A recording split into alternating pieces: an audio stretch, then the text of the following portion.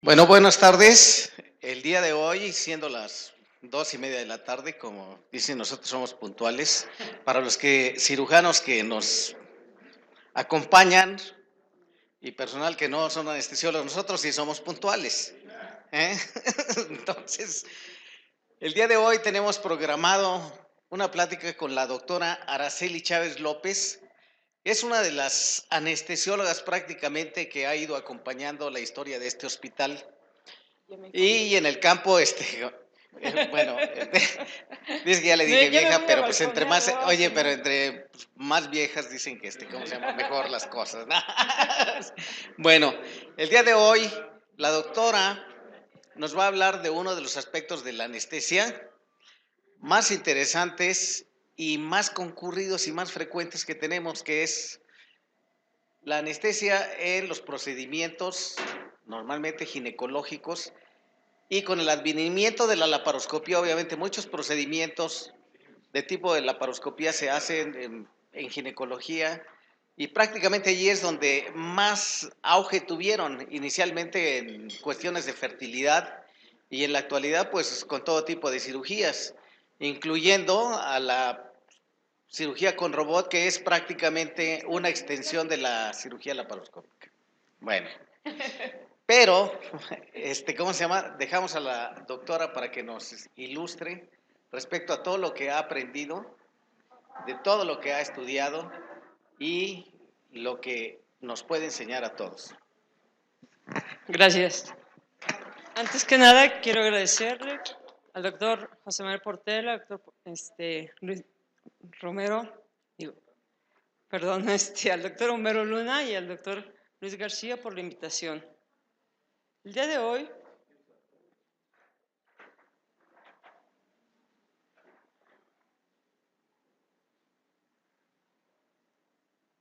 hoy, veremos, la plática será anestesia en laparoscopía ginecológica. No todas las pacientes a las que se realiza un procedimiento ginecológico se encuentran en estas condiciones. La laparoscopía ginecológica tiene grandes avances en los últimos años y verdaderos retos para nosotros como anestesiólogos en el conocimiento y manejo de los procedimientos quirúrgicos. Por los cambios hemodinámicos,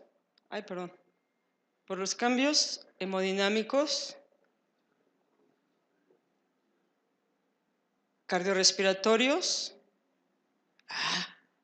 sí, ya, por el procedimiento laparoscópico, como consecuencias fisiológicas del neumoperitoneo, de la presión intraabdominal y de la posición de la paciente.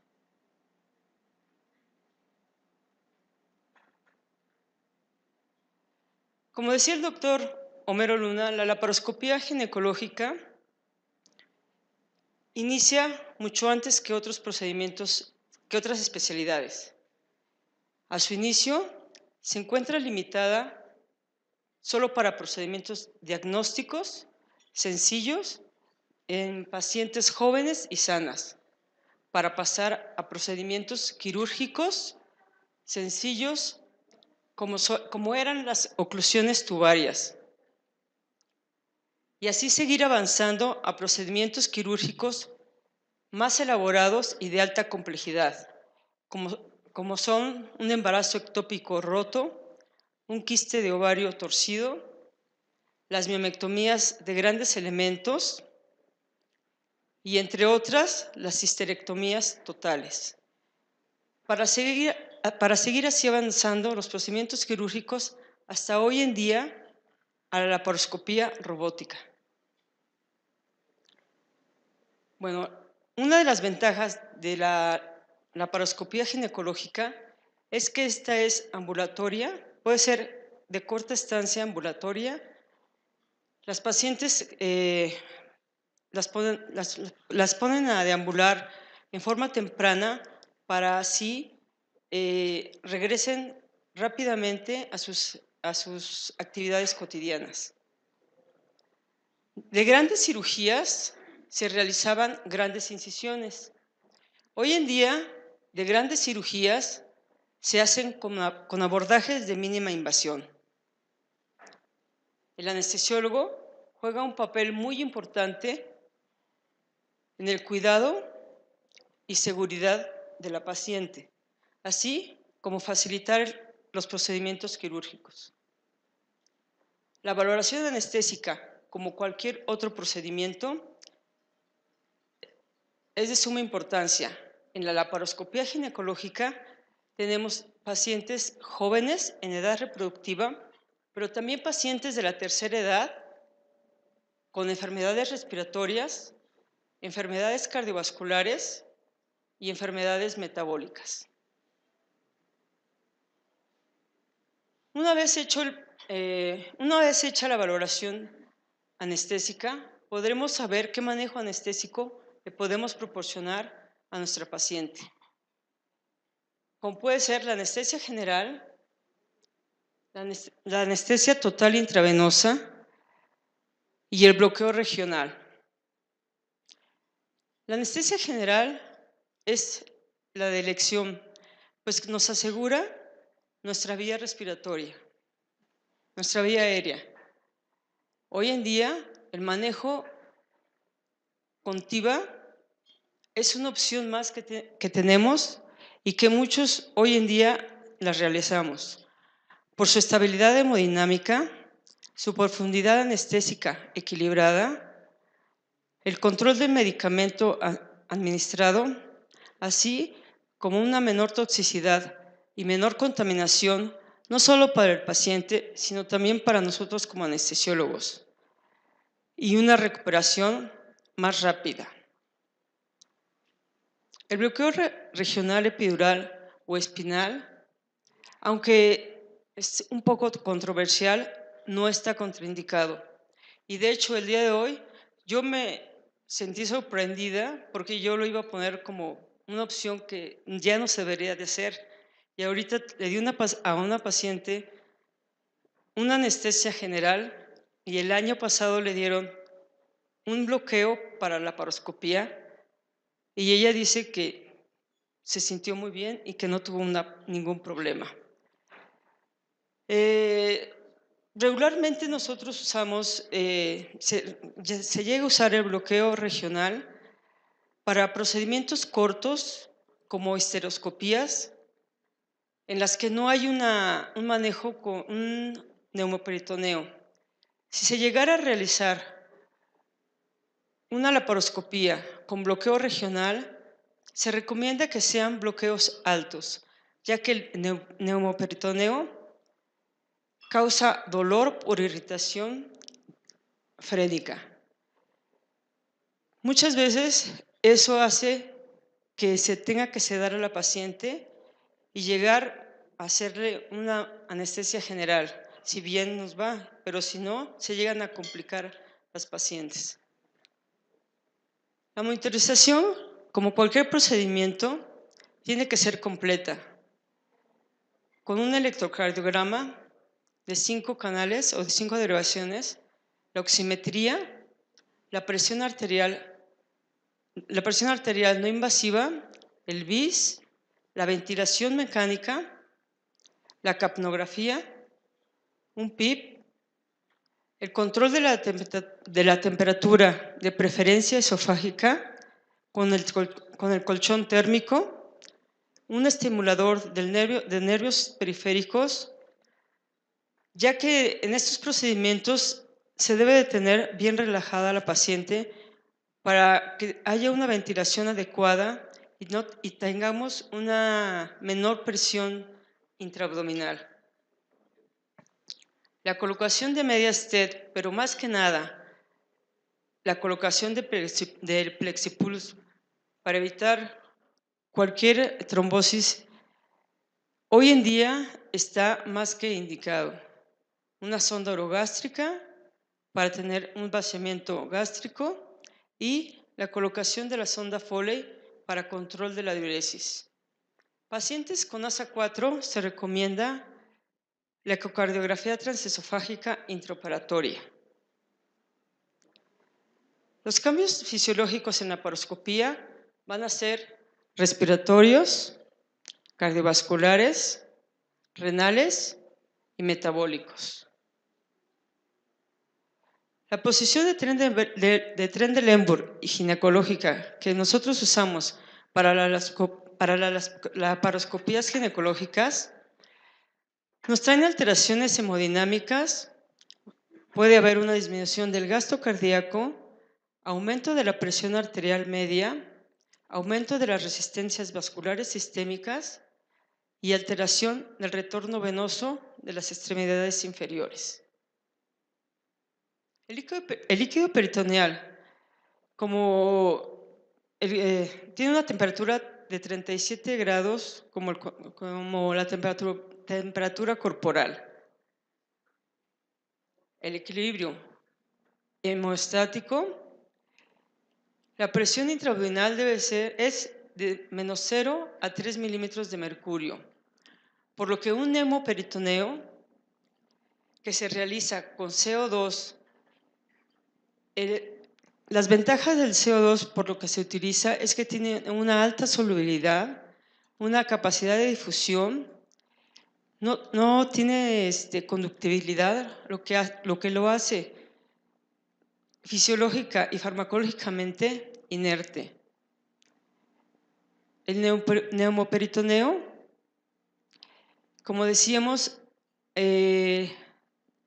la insuflación debe de ser de menos a más y no pasar por mayor de 14 milímetros de mercurio y mantenerla a 12 milímetros de mercurio. No sé dónde está mantenerla a 12 milímetros de mercurio, que se ha visto que es la presión que nos da menos cambios hemodinámicos.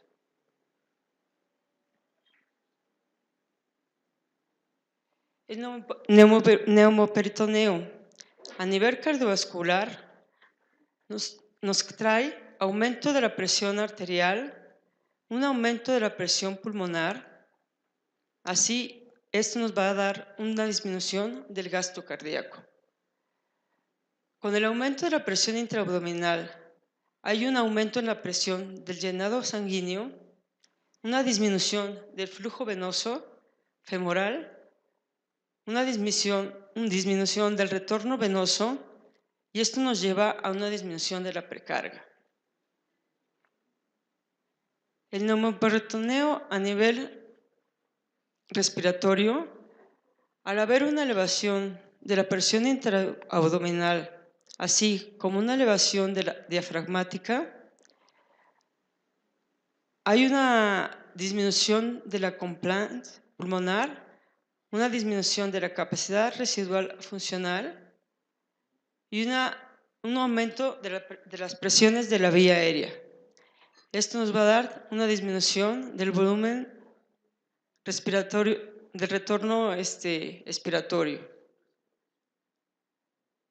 Y esto nos puede causar atelectasia pulmonar y llevarnos a una alteración de la relación ventilación-perfusión, a una hipoxia, por lo tanto, a una hipercapnia y llevarnos hacia una acidosis respiratoria. Por eso es muy importante estar viendo nuestro monitor para ver si no tenemos que hacer cambios en la ventilación. El neumoperitoneo renal, por la misma presión intraabdominal, hay una elevación de la presión venosa central, una elevación de la presión capilar intraglomerular, una disminución de la perfusión renal que nos lleva a una disminución de la diuresis y nos puede llevar a una oliguria, por lo que es muy importante estar controlando líquidos y el control de la diuresis. El neumoperitoneo a nivel gastrointestinal, La elevación de la presión, un aumento de la presión intraabdominal nos lleva a riesgos de reflujo del contenido gástrico, por lo que comentábamos en la monitorización, la colocación de la sonda orogástrica. El neumoperitoneo, las complicaciones más frecuentes son neumotórax y neumomedastino. Hay una mayor presión de las vías respiratorias, un compromiso hemodinámico, una desaturación del oxígeno, hipoxemia y por lo tanto hipercapnia. El neumoperitoneo a nivel del sistema nervioso central, por la misma presión intraabdominal, hay la elevación diafragmática, hay alteraciones respiratorias que nos llevan igual a una hipoxia, a una hipercapnia, y esto causa vasodilatación cerebral y por lo tanto un aumento en la presión intracraneana, por lo que aquellos pacientes que tengan problemas con la presión intracraneana no es recomendable darles una laparoscopía. Las complicaciones laparoscópicas asociadas a la técnica, o sea, al ginecólogo, puede haber lesión a intestino delgado, a colon. Las lesiones vasculares pueden comprometernos también en el manejo a nosotros del paciente, que pueden ser a la arteria ilíaca, a la vena ilíaca, a la aorta, a la vena cava inferior y en la pared gástrica a las epigástricas inferiores en un porcentaje de 0.2 a 2, a la vejiga y al hígado. Otra de las complicaciones asociadas a la técnica de entrada es una reacción vasovagal que nos causa bradiarritmias, asistolia por la misma distensión peritoneal. Las complicaciones laparoscópicas del neumoperitoneo por el CO2 y por la posición que nos da el tren de Lemberg ginecológica es un edema pulmonar, una embolia gaseosa, un enfisema subcutáneo. La embolia gaseosa, aunque aparentemente tiene un porcentaje bajo, yo, la verdad, en el tiempo que tengo aquí y de las personas a las que les pregunté si la habían alguna vez les había tocado verla o haberla tenido, la verdad nunca. Pero bueno, sí es importante tenerla presente. La embolia gaseosa en la cavidad peritoneal a la insuflación del CO2, dependiendo de los lugares anatómicos y de la intensidad, por lo que las macro o microembolias, que muchas veces las microembolias no son subclínicas, están presentes a nivel coronario, a nivel pulmonar. A nivel pulmonar, la embolia pulmonar nos da un edema pulmonar, una hipoxemia, un aumento del PET-CO2 y un colapso. A nivel coronario,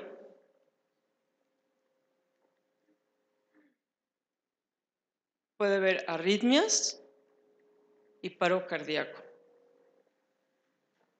A nivel de embolia cerebral, pues va a depender muchas veces de donde se haya alojado el émbolo. Bueno, esto es todo. Estas son las referencias. Le doy las gracias por haberme escuchado.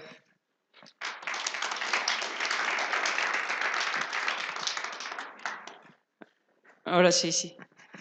Bueno, gracias, Sara. Después de habernos hecho un repaso completo de lo que es el procedimiento laparoscópicos en ginecología, pues queda abierto para discusiones y preguntas. Entonces, si alguien tiene algo que preguntar.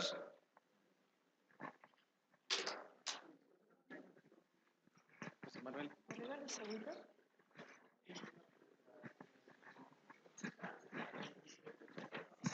Pues agradecer a Araceli, ¿no? la plática.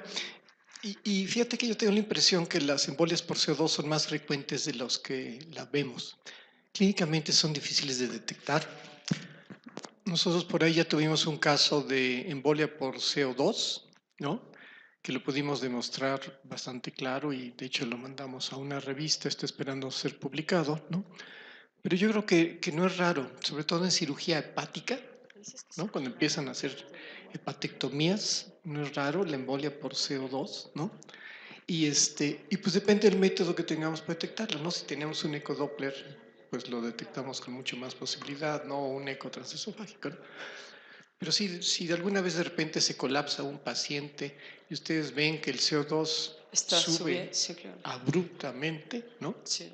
Pues hay que pensar en Hay esa que pensar, posibilidad, sí, quitarle la posición, quitarle el neumoperitoneo exacto. y si es posible, pues echarle un poquito de salina. Claro. Sí, y de hecho ahí, antes se decía que la colocación de una línea para medir la presión venosa central, donde es difícil una vez, solamente que estuviera instalada, sí, pero ya una vez es difícil, no se recomienda, puesto que entre el masaje, la posición, lo que nos puede llevar más es a un neumotórax. Entonces, aquí lo que yo leí era que recomendaban meterlo a hiperbárica, pero pues ahora sí que los minutos son muy importantes en esto. La posición. Bueno, sí, quitar el neumo. Exacto, sí. Eso sí es importante.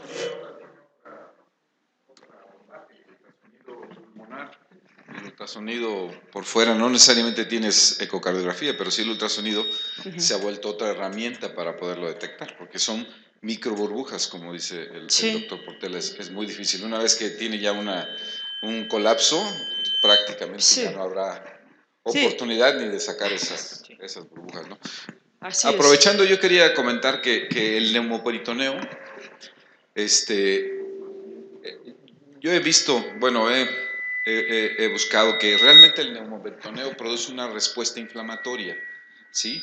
El crear un neumoperitoneo de 12 o más, de 10, produce una respuesta inflamatoria en el peritoneo. Entonces ahora se propone que poder utilizar un esteroide, dexametasona, y un antiinflamatorio disminuye la respuesta que produce el neumoperitoneo.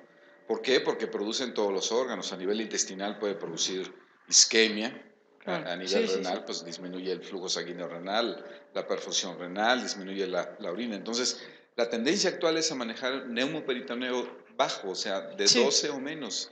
Sí, claro. Entonces, quizás no tanta la sobrecarga de líquidos o mantenerlos un líquido, sino mantener neumoperitoneos bajos con un balance hídrico sí, eso es muy importante. en cero, como dicen, pero sí tratar de disminuir la respuesta inflamatoria que produce el neumoperitoneo, que sí se ha visto pues que produce una respuesta inflamatoria por la irritación que produce. Así es.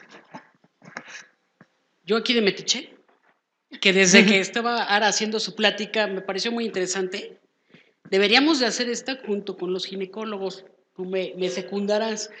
Afortunadamente, y por haber hecho la residencia aquí hace muchos años, me ha tocado la gran ventaja de trabajar con muchos de ustedes en diferentes situaciones y con diferentes cirujanos. Yo lo que le comentaba a Ara es, llevas tantas cirugías que lo que creo que sería muy padre es poder platicar las experiencias de cada quien y las cosas que nos han pasado. Digo, tenemos y tengo personalmente anécdotas con muchos de ustedes que nos han... Ay, ¿te acuerdas la paciente esa con la que tuvimos el enfisema subcutáneo que no cedía? O la paciente de las primeras veces que tuvo una intoxicación hídrica, o aquella paciente que tuvimos con una complicación de un vaso grande. En este caso, que me dio mucha risa esto del posición de tren de Lemberg inversa, decía. Inversa. Inversa, que dices, bueno, a ver, los nombres, ¿no? Que cómo les vamos cambiando y demás. Y sí, lo ideal dices, quiero una presión bajita, pero esta paciente es muy obesa y necesito que le quites Sí, toda, exacto. llévate la tripa hasta allá contigo, y los cirujanos lo que pedimos y lo que ustedes necesitan. Entonces, una de las cosas que yo le decía era, vamos a hacer una plática de estas con los cirujanos, porque cuando ya tenemos mucho tiempo de trabajar juntos, es muy fácil que ya volteas a ver a tu anestesiólogo y me cae que hasta le lees los ojos, ¿no? De tengo una bronca aquí, no está una bronca, cámbiame la posición, y lo podemos pedir o lo podemos hacer, y por eso los cirujanos, cuando alguien nos dice, no te importa que vaya mi anestesiólogo, dices, ¿quién es? Porque si lo conoces, dices, va, pero si no lo conoces, no te sientes a gusto, porque ya sabes la seguridad a la que vas.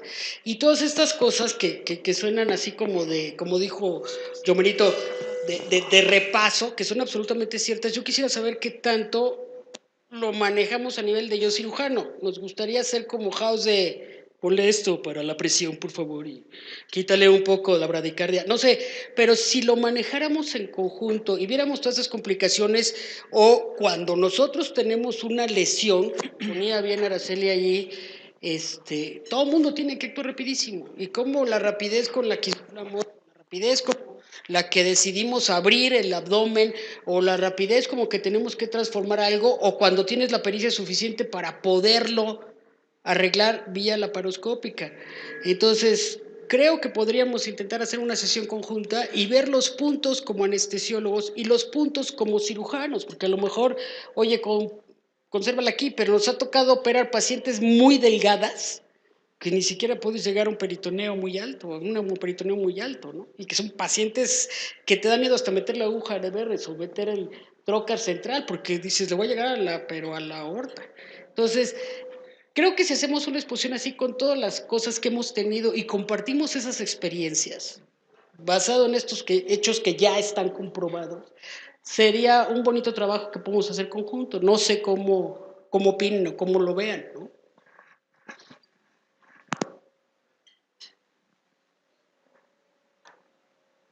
Bueno, lo que llega ahí. Bueno, de hecho, nosotros, yo me acuerdo también una de las anécdotas, cuando empezábamos a hacer la paroscopía con el doctor Gutiérrez Nájar, empezamos sin capnografías. ¿Sí? Una vez ya el doctor dijo, bajó a la dirección, dijo, no hago una laparoscopia más si no hay capnógrafo, ¿no? Entonces, ¿cómo hemos ido avanzando? Y nosotros, o sea, esos son los retos que nos han puesto los procedimientos quirúrgicos a nosotros los anestesiólogos para seguir avanzando en el cuidado de la paciente. Bueno, quiero hacer, ay Dios, Ahí, quiero hacer varios comentarios. sí. Si nos remontamos un poquito a la historia de la cirugía laparoscópica, acuérdense que usamos el Bain, no usábamos la máquina. Era 50 ventilaciones por minuto para tener el CO2 más o menos en lo que creíamos que debía de estar. Las posiciones y las presiones que se están utilizando en la cirugía laparoscópica ginecológica en particular han ido de 20 a 10, 11, 12 actualmente. Independientemente de la conformación física de la paciente, hay cosas que se nos dan y hay cosas que no se nos dan. Las habilidades quirúrgicas y anestésicas son diferentes a cada uno de nosotros. Unos tienen habilidades quirúrgicas muy buenas, otros tienen habilidades anestésicas muy buenas, y otros tenemos habilidades muy limitadas. Pero los lineamientos y en las presiones que debemos de manejar y las posiciones que debemos de manejar están bien claras. La inclinación, el uso no de soporte de hombro, que ya está muy cuestionado, la temperatura que pierde la paciente con la simple insuflación del CO2, que son sumamente importantes. La movilidad de la sonda orotraqueal con la pura posición y la pura insuflación del abdomen. Las hipertensiones transitorias, como tú mencionaste, las oligurias que luego nos asustan, que son por presiones muy altas con un gas muy frío que nos limita el flujo renal y obviamente el filtrado renal y la producción de orina. platicando con algunos compañeros de aquí del hospital que se dedican a la obstetricia en mayor medida que otras cirugías, me han dicho, es que tú no conoces a mi cirujano, me piden que lo ponga de cabeza. Oye, ¿y saben las complicaciones que le estás metiendo a tu paciente? Sí, entonces hay límites y hay formas de poderlos manejar y llevar a los pacientes. Una forma, a lo mejor lo ibas a comentar en las pláticas, de evitar esas complicaciones pulmonares son modificar tus patrones ventilatorios, ponerles PIP o no ponerles PIP, etcétera, ¿no? ¿Qué otra cosa te iba a comentar? Las medias TED, en lo personal, creo que no sirven para nada. Los neumáticos tienen más utilidad. Y algo que debe de ser muy constante, y no nada más en este tipo de procedimientos, sino en todo tipo de procedimientos, es la buena comunicación con el que está enfrente, del otro lado de la cortina. A veces nos llaman, oye, es que hay una urgencia en segundo piso. ¿Y quién la va a operar? No, pues que el doctor Juan Pérez, ¿no? ¿Y ese quién es, no? ¿Sabe operar esto o no sabe operar? Un quiste de ovario de 5 horas, ¿no? Por ejemplo, o sea, de los dos lados puede haber resquemores con el que está enfrente, ¿no? Este no sabe dar anestesias porque no me lo Exacto, es lo pone que a te iba a 50 decir. grados y uno dice, este no sabe operar porque, Claro, sí. así. Es un tema muy, muy interesante, muy difícil, Sí. que nos enfrentamos día a día. Creo que el doctor Portela hizo un trabajo, no en otra cirugía, pero si vemos en un ecotrans con un neumoperitoneo alto, vamos a ver las pequeñas burbujitas, si no estoy equivocado, que están pasando. Y a veces las burbujitas no son tan mini burbujitas, son burbujotas. Y bueno, sí hay que ser muy cuidadoso, hay que tener mucha prudencia en el manejo de los pacientes, independientemente de la técnica, sea endovenosa o sea balanceada. Lo que sí no estoy de acuerdo personal es a una cirugía laparoscópica darle bloqueo, porque te va a ir bien hasta que se pare un paciente. Claro, ¿Sí? bueno, yo también lo decía, pero te digo, ahorita casualmente, la paciente que tuve, una paciente joven que hace un año por endometriosis, le hacen una laparoscopía y digo, me dice, no, me pusieron bloqueo y digo, ¿y cómo te fue? No, muy bien. Entonces yo dije, no puedo decir que esté tan contraindicada, ¿no? O sea, Sí, para las ligaduras tubarias bilaterales, por ejemplo, se utiliza mucho el bloqueo, pero son procedimientos en gentes jóvenes, sí, no. pacientes sanas, ¿no? Y que duran 15 minutos, ¿no? No, pero digo, de hecho ahorita entró por lo mismo, por una endometriosis, muy, muy compleja. Digo, ellos no le hicieron tantos, yo imagino que también fue una cirugía rapidona, cortita, y por eso le fue bien. Pero sí, o sea, si terminas bien, puedes terminar dándole anestesia, dándole anestesia general, pero si no, te lleva más bien a complicaciones. Sí, yo nomás quería, Armando, nomás, es que hemos tenido 2 o 3 casos de hipercapnia graves en resonancia. Uno yo lo tuve porque el paciente no lo estábamos ventilando en forma apropiada con el ventilador de la máquina de anestesia. Y de hecho sigo propugnando porque haya capnografía en resonancia, porque debe de haber capnografía en resonancia y no la hay, ¿no? De hecho, Gutiérrez Nájar dijo que no iba a dar una laparoscopía más si no había capnografía. En una reunión en que yo estuve, les dije, todo parece indicar que esto fue una embolia aérea, ¿no? ¿Tú estuviste? Así, ¿no? O sea, sin capnografía no hay. Bueno, y lo que quiero dejar como muy claro es que en los circuitos Bain el CO2 no depende de la frecuencia, depende del flujo de gases frescos. Y el flujo de gases frescos, cuando menos debe de ser en un adulto, yo no sé, en niños debe ser más, porque obviamente tiene una tasa metabólica más elevada, ¿no? Entre 80 y 90 mililitros por kilogramo, ¿no? O sea, de menos 6 litros para un adulto debe estarle dando de flujo de gases frescos en un vein, porque es un circuito de reinhalación, ¿no? Entonces, bueno, esto lo quería mencionar porque sí, en mi caso fue porque el ventilador no estaba bien acoplado, pero hemos tenido otros dos casos, ¿no? En que yo creo que básicamente, al revisar la hoja de anestesia, lo que vemos es que se utilizaron flujos bajos para pacientes adultos, se utilizaron flujos de 2.5 litros, ¿no? Que fueron los causantes del hipercapnia, ¿no? Perdón. Bueno, yo pienso que la cirugía laparoscópica en el campo de la ginecología es el primer lugar en causas de broncoaspiración de todas las cirugías laparoscópicas, de todas. Y es la cirugía más emetizante que existe, además.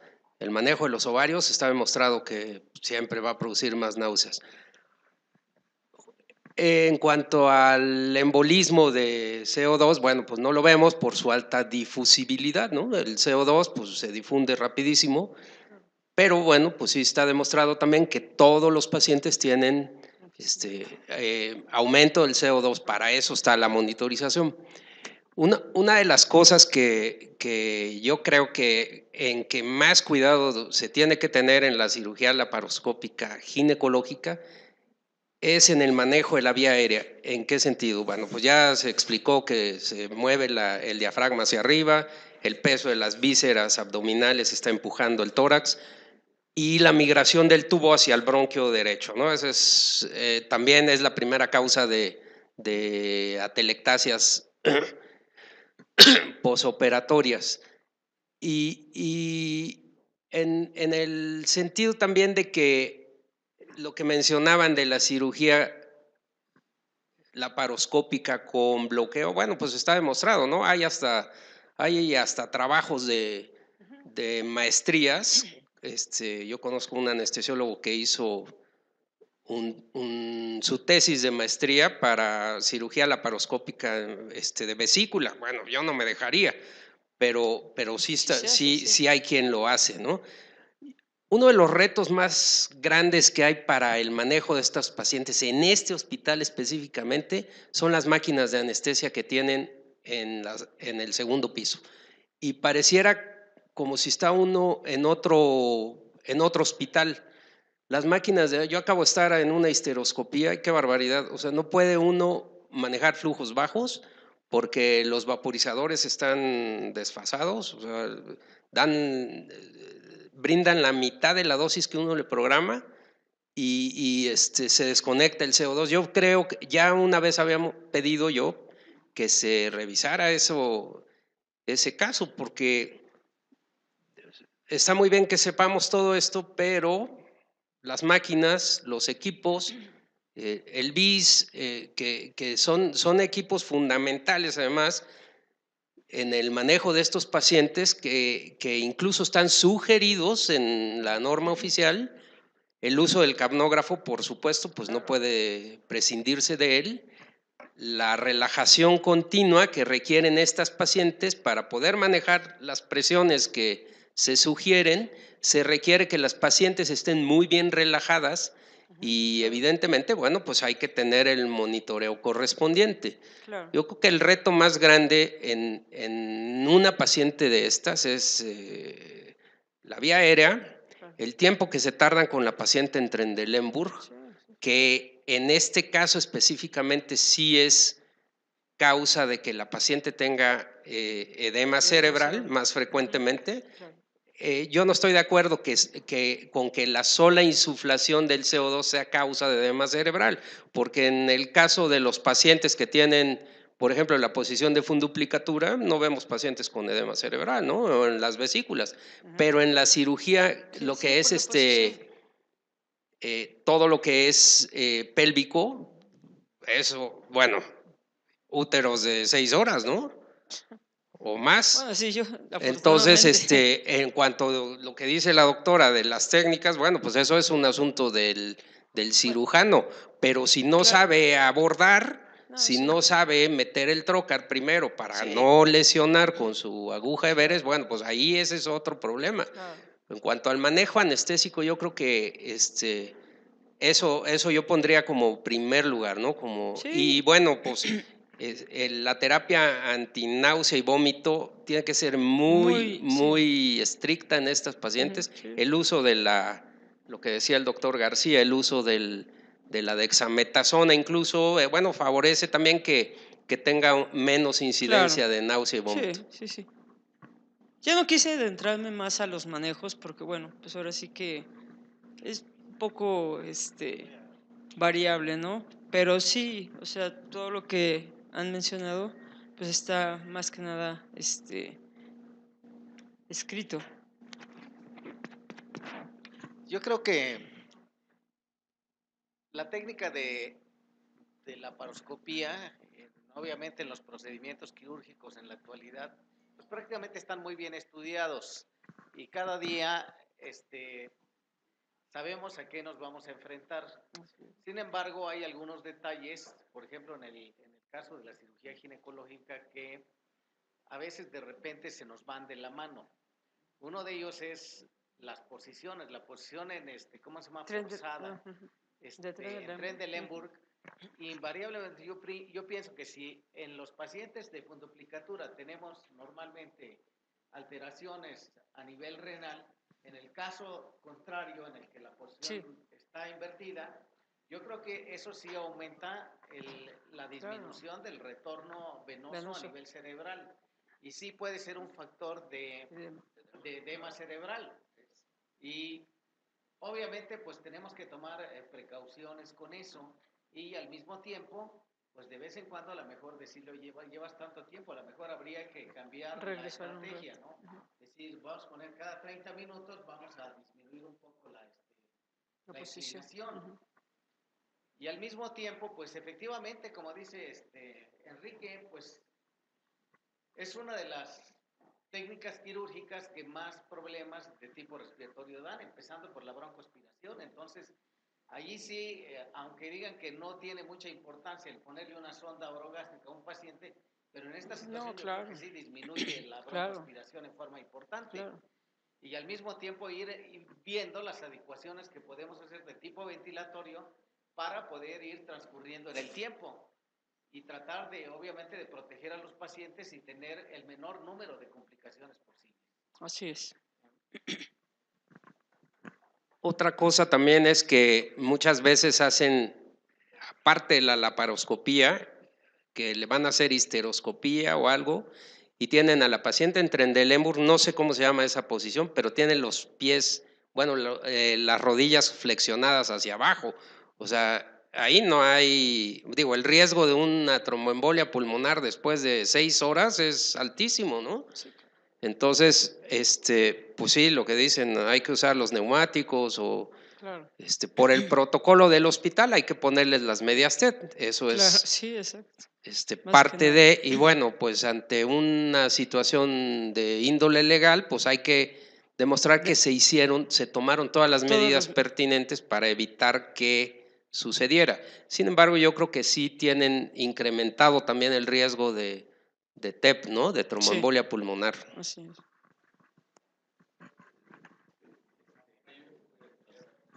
Bueno, ya, les gané. Le voy a piratear el comentario al doctor Labrador. Hay también posibilidades de neumotórax por infiltración del gas a la cavidad torácica. Hay reportes de eso. La otra, un poquito, y neumomediastino.